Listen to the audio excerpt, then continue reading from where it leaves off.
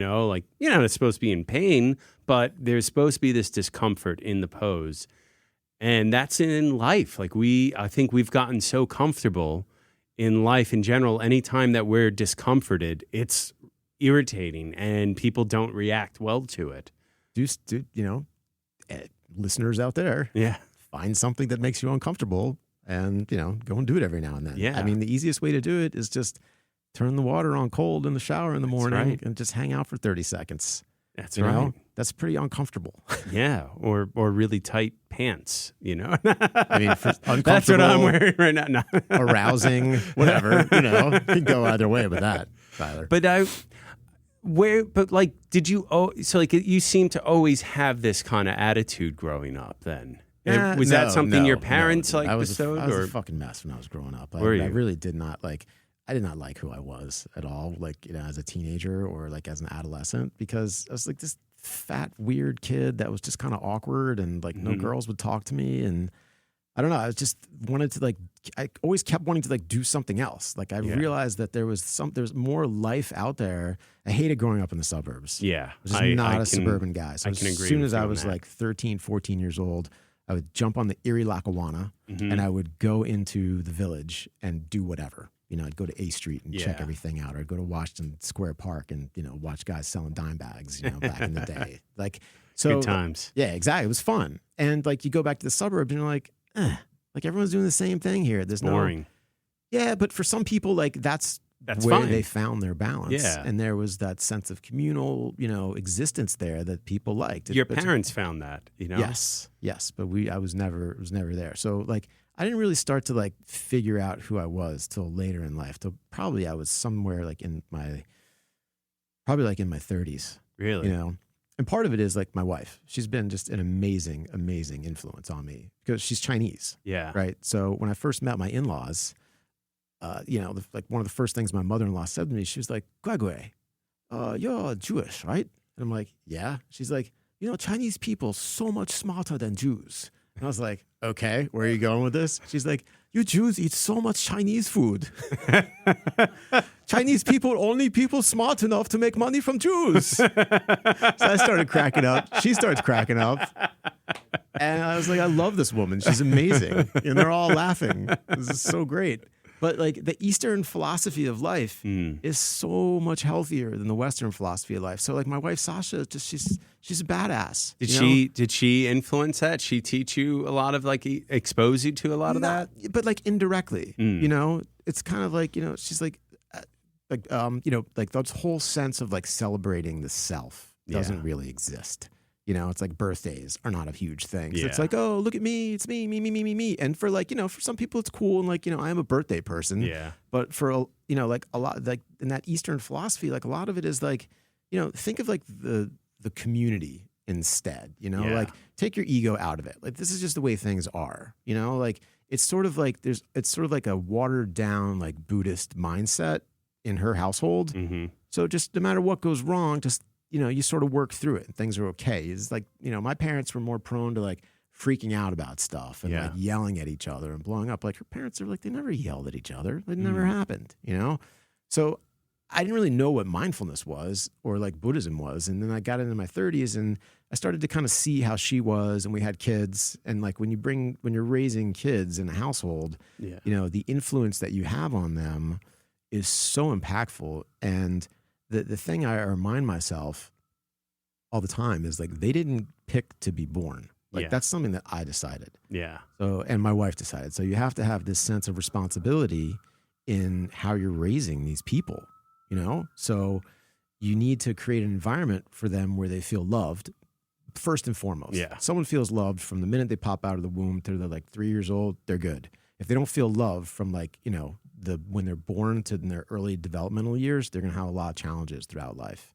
Also, part of it was, not to panic and not to freak out about things and not to feel bad about myself when I didn't know what to do in a parental situation. You just kind of trust your instincts, So I started reading more about mindfulness. A buddy of mine who's a client who, asked me, he's like, "Do you know what mindfulness is?" I'm like, "I have no idea. What does that even mean?" This is probably when I'm 20 or 30. This is another huge influence in my life. So this guy's name is Rich Comizio. He's amazing. He's like grew up in Connecticut. He played football for Penn. Just like a really good, like down to earth, salt of the earth guy. And when I started working in finance, part of the job is you go out and you meet your clients and you take them out. And like a lot of it is that classic like Wall Street. Schmoozing. Like, let's go have a steak dinner and drink wine and yada, yada. And he's like, I'm not into any of that. If you want to get close to me, come exercise with me. Yeah. And I was like, okay. And I thought I was in shape at the time. I played rugby in college and always worked out. He's like, meet me at 5 o'clock in the morning at Tavern on the Green.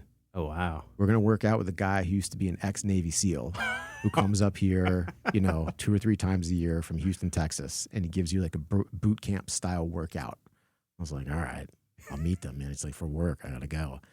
So it's 5 o'clock in the morning. I find myself belly crawling across Sheep's Meadow. Oh my gosh. And it's dark out. All I can see is like the brim of a hat and a mustache and a guy screaming at me. And I look back at Rich and he's just laughing his head off. 2 weeks of that. 2 weeks. That's awesome. It was amazing. But like he was also like, he's always like, one of those guys that just is sort of pushing to like find new angles, new avenues. Like he's like not content being content.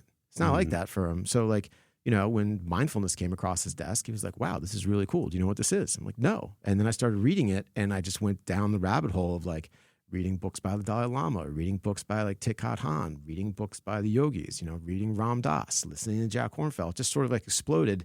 And a lot of them are sort of saying the same things. Mm-hmm. There's different iterations of it. You can kind of see it permeate in your life through like some of the things they talk about in Judaism or Catholicism or, Kadampa Buddhism or whatever. Then one of my friends that I went to college with was in a terrible bicycle accident, my friend John. And he's like, this guy's basically like my brother. He got hit in San Diego on a bicycle on a Sunday morning when he was out riding, and it was a hit and run. And he was in traction for like 4 months. And he had just started an AA program.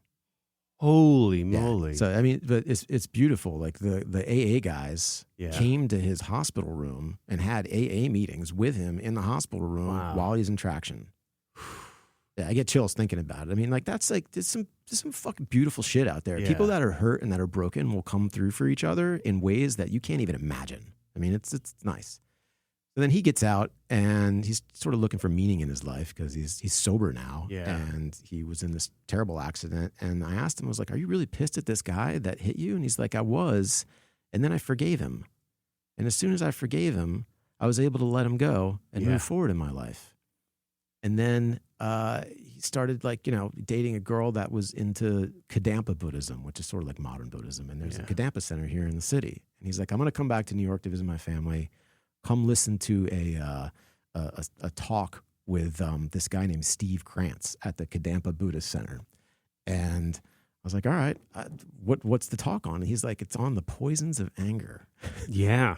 So I roll in there with my buddy John, and there's like this, nebbishy old Jewish guy in an orange robe sitting up on like the pulpit. And he's like, my name is Steve Krantz. I'm from Canarsie, Brooklyn, and I am angry. And then he gave this beautiful 90-minute lecture on the poisons of anger. I was like, this is my guy. This is my shit, because there's stuff that I've been angry about my whole life. Like everyone has anger issues, or they feel like they've been wronged somewhere, or they're angry at themselves for making choices in life that didn't fucking pan out the way they wanted them to. Yeah. But anger is a poison. Mm-hmm. Who the hell wants to take poison? You let go of that. You forgive. That whole the concept of forgiveness is release. And then all of a sudden, boom, I'm back listening to Michael McDonald on, WBRUR. Everything's fucking beautiful again. Anger is really, I pull from the Jedi philosophy. Can I ask you a question? Yeah. Not to cut you off. No, please. Do you drive angry? I used to. I'm getting a lot better. I used to have really bad road rage. You can be the most zen human ever. Yeah. And then you get behind the wheel of a car. Oh, forget about it. Like, motherfucker, get that out of the way. Yeah, you can't help. It's very difficult, especially driving in the city. I have a tip. Yeah. I have a tip for that. So whenever you're driving and you're starting to drive angry and there's like other aggressive drivers out there, especially that one guy that like pulls up right on your ass, is flashing the lights. Goes out or goes on the shoulder around you. That guy has diarrhea. Yeah. And he's about to shit his pants. Let him go do his thing, because the 30 seconds or whatever he's involved in your life is not a big deal. It's not worth it. Let him go do his thing. I've found myself mellowing out. It's still there, at certain moments, but I found that my road rage has definitely slowed a bit. I used to drive more fast and try to get to a place. I was always rushing to get somewhere. And over this summer particularly, like I've just started to slow down, driving more the speed limit. One is driving to Rockaway.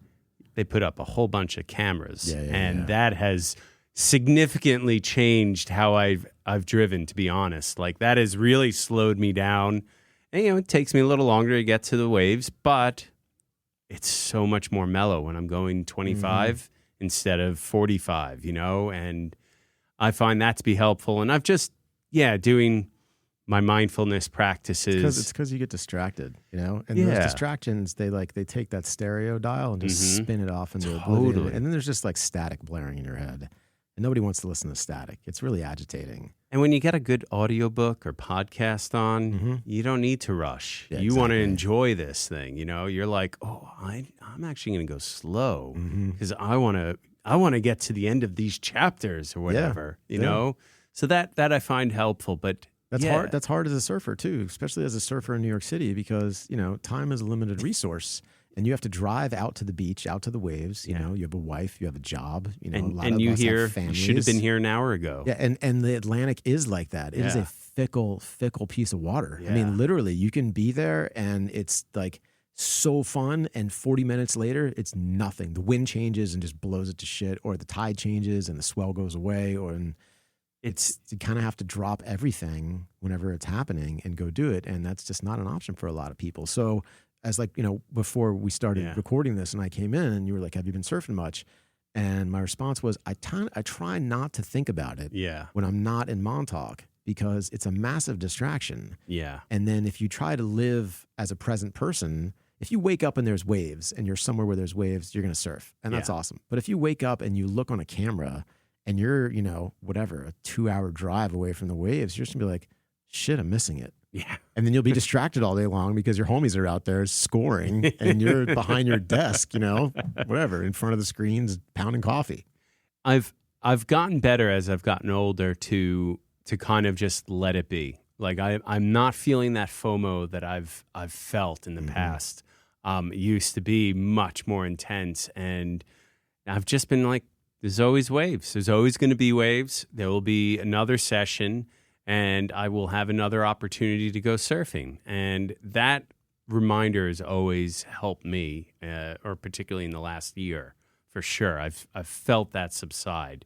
But I hear what you're saying, like out of sight, out of mind. And when you're surfing, you're present. And when you're home, you're present, and you just focus on that. But you also have to make the time to do it if it's something that you're passionate about. So True. So it's like, it's a catch-22. It's like, I don't want to think about it when I'm not there, but if I happen to be distracted and see on the forecast that it's going to be like 4 foot at 16 seconds and offshore, maybe I'll just drive out there and kind of see what happens and make the time for it. Exactly. You plan a little bit, which is sometimes tough to do as a New Yorker. If you start sacrificing too much and then you start to feel resent, and that's another slippery slope to go down to, because it's that's like. The resentment, distractions, all that stuff is in your mind. Yeah. It just doesn't really exist. It's all fake. It's all a conduit of your imagination. Like what's really going on. And like, this is like one of the things, like one of the most profound things I learned from my Ashtanga teacher is that the mind doesn't live in your head. Your mind actually lives in your heart. So when I think about this, it took me a while to wrap my head around it. And sometimes I get it and sometimes I don't, because it's kind of a hard concept to think about. But, when you're when you're living from the heart, you're not in your head. Yeah. Things are just opening up around you. Like you have this practice where, you play all these, like you have all of these roles that you play in life. Yeah. You're a father, you're a brother, you're a son, you're a mother, you're a daughter, you're a teacher, you're a stockbroker, you're a surfer. And then you have some sort of attachment. to what those roles are supposed to be. Yeah.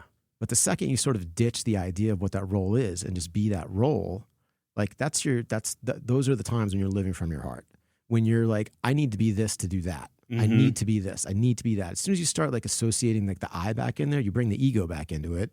And then it just becomes something very specific. And if you don't live up to the specific nature of what that is, you're setting yourself up for